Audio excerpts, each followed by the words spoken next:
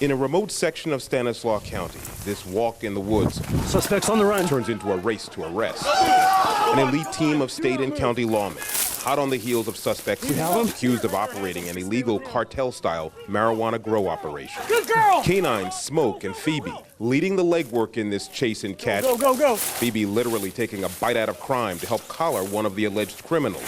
Good job, Phoebe. 7 suspects ultimately arrested. 1 escapes into the dense brush. This is an illegal trespass grow site.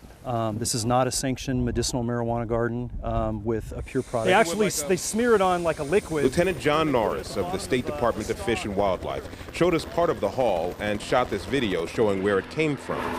2 separate illegal grow encampments tucked away in the town of Crow's Landing, each stealing millions of gallons of water for growing strength from the nearby San Joaquin River.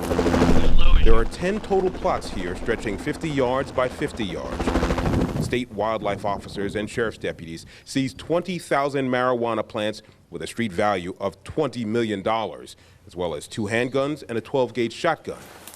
But an even more dangerous crime could come from what's inside these plastic bottles found at the grow site. This 20,000 plant marijuana cultivation site is a toxic site. And that sprayer we will not open. The poisons we're seeing are banned in this country because they're so toxic. EPA banned them from general use over a decade ago. Domestically banned pesticides, Faradan and Metaphos, spread on the marijuana plant leaves and on the ground in the area. To kill anything that comes onto the marijuana to try to eat it or disturb it.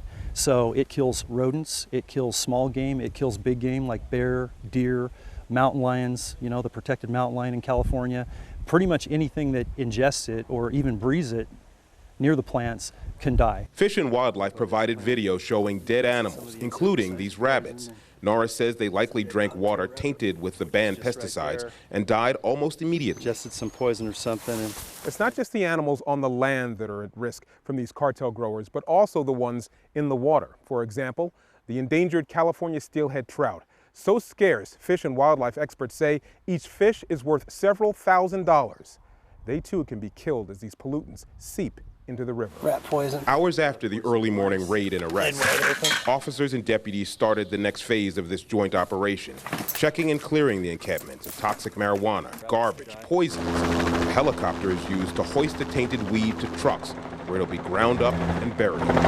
If we leave all of those camp byproducts and trash and water lines and pollutants out in the wild, once the winter hits, all of those poisons will wash into the San Joaquin River. They'll kill more fish, they'll poison more water. So if we don't take it out, we are not doing anything to protect our wildlife resources in California or our public safety.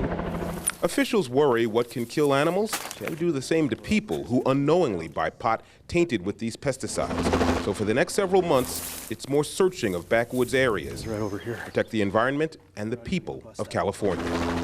On assignment in Stanislaus County, Jesse Gary, KTVU, Fox 2 News.